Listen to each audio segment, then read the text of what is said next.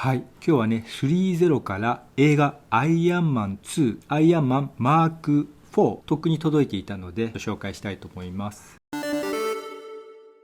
こんな感じになってますね。はい、これがね、箱の中身です。下の段と上の段、2段になっていて、まずね、手がね、1、2、3、4、5種類入っていて、腕周りにつけるバトルエフェクトかな ?1、2、3、4種類入ってます。で、アイアンマンマーク4本体と、あとね、これがね、ビームエフェクトになります。これがビームエフェクトね。で、こっち側にはね、まずこれがね、台座。で、台座につけるポール。で、このエフェクトがあって、ちょっと短いこっちの方が手につけるシューティングエフェクトになります。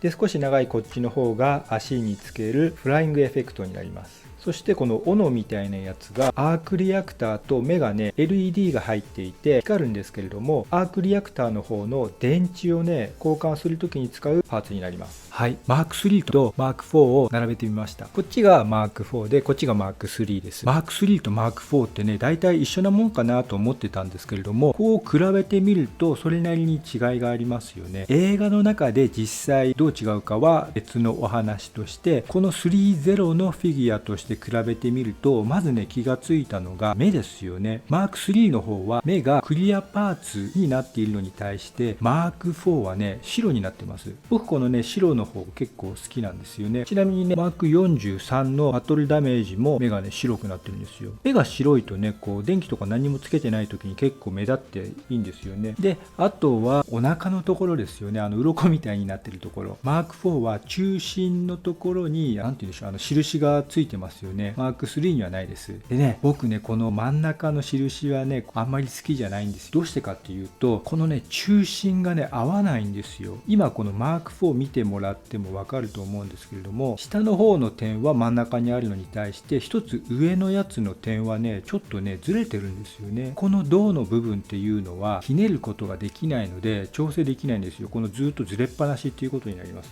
多分ね右のマーク3もまっすぐではないかもしれないんですけれども、点がねないからそれが目立たないんですよね。点があることによってまっすぐになってないっていうのがすごくね分かりやすくなっちゃうので、この点はねあんまり好きじゃないんですよね。あと違うのはね足ですよね。マーク4の方はねよりマーク6に近い形になってきてますね。あとは肩がちょっと丸みを帯びてるのかな、マーク4の方が。はい、次は背中です。背中はどんな感じですかね。ちょっとマーク4の方が複雑な感じになってる印象が少しあるぐらいですかね。横を向かせた時の印象はこんな感じになります。ざっと3と4の違いはそんな感じですよね。これが4でこれが3。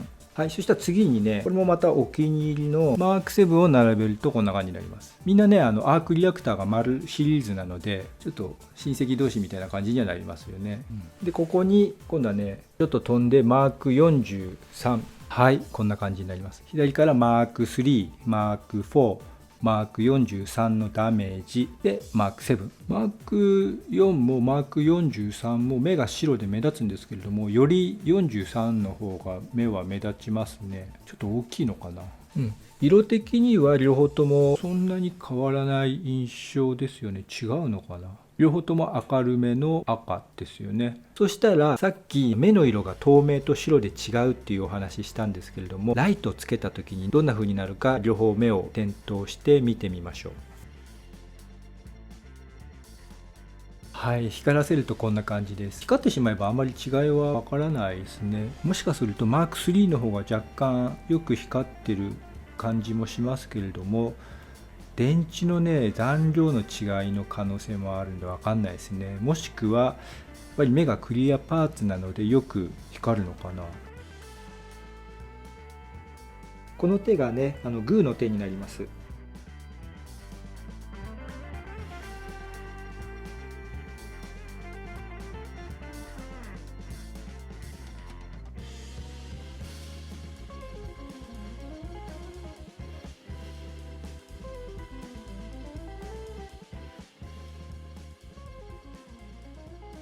これがシューティングハンズです。開いてる手がね2つあってちょっと分かりづらいんですが、こっちのねちょっとこわばってる方がシューティングしてる時の手になります。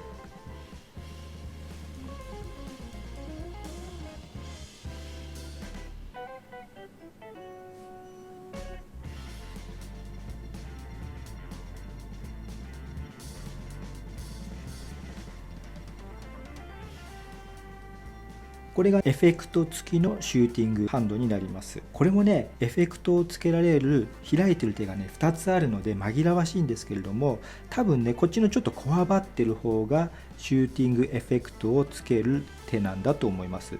でちょっとだけリラックスしてる感じのが飛んでる時の手じゃないかなというふうに思います。でも逆かもしれないです。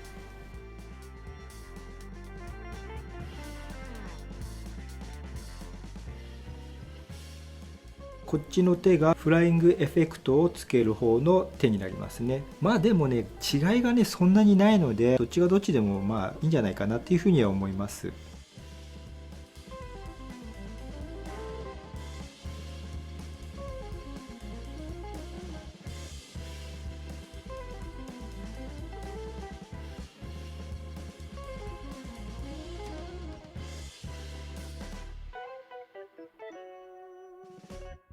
こんな感じでね、飛んでる感じにもできますね。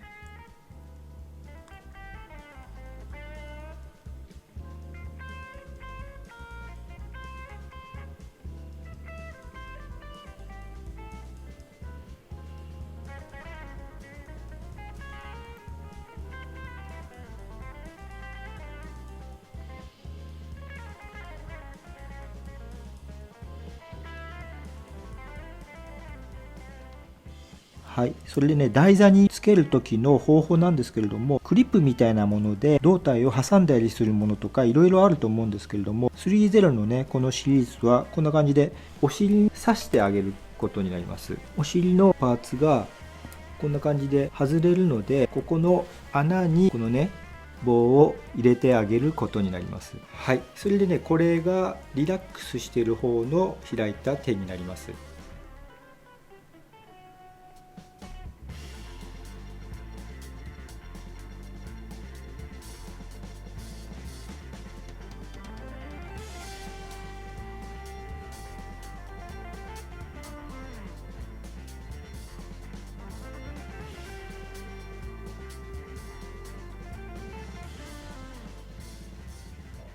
ビームエフェクトをつけられる手になります。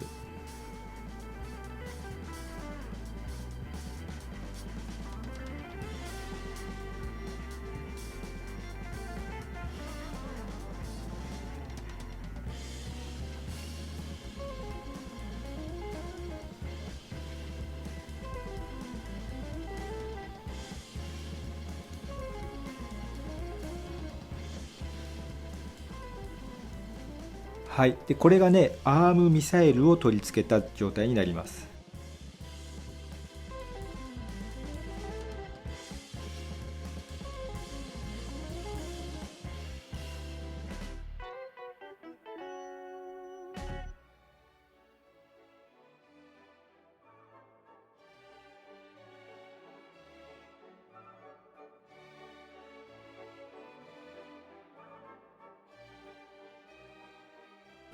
はい、でこれがねマイクロミューニションミサイルを取り付けた状態になります。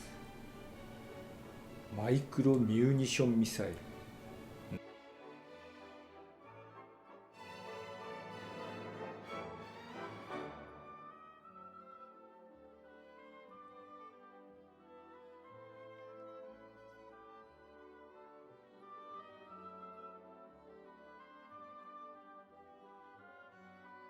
はい、可動域見ていきましょう。はい、首が横、横、横、横。前が、はい、下がこのぐらい。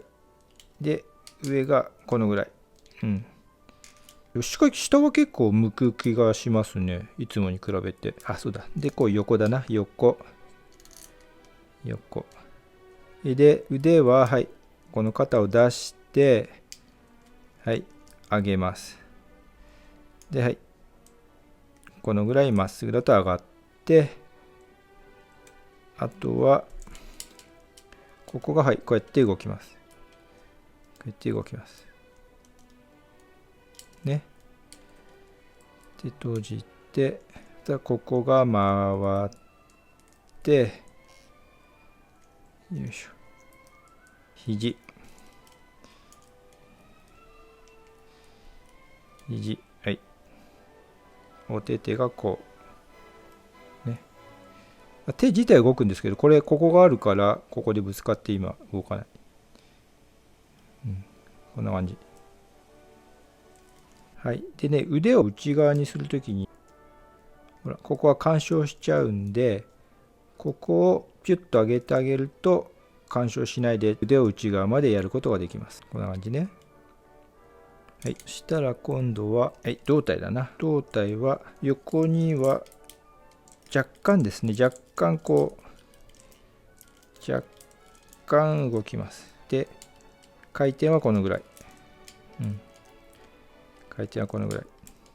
前屈が、はい。前屈が、はい、こことここで2段で動くんで結構いきます。で、はい。後ろは戻ってきても、後ろはね、ほとんどいかないのかな。後ろはほとんどいかないです。足がこう横にこうなって、はい。で、前にやりたいときは胸の時と一緒でこのパーツを干渉しないようにこう引き出してあげる。そうすると前にこう行く。ね。で、おかげさまでほら、ここが干渉しないで、こうやって上げることができる。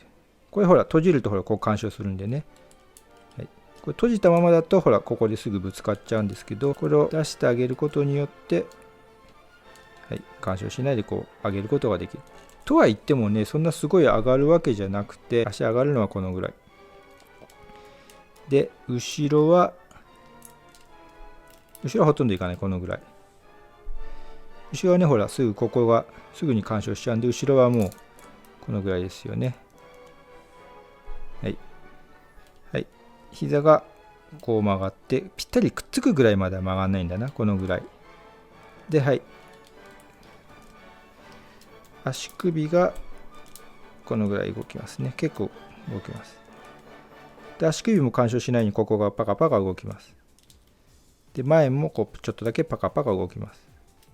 で、こうね。で、はい、足首、つま先がこのぐらい。はい。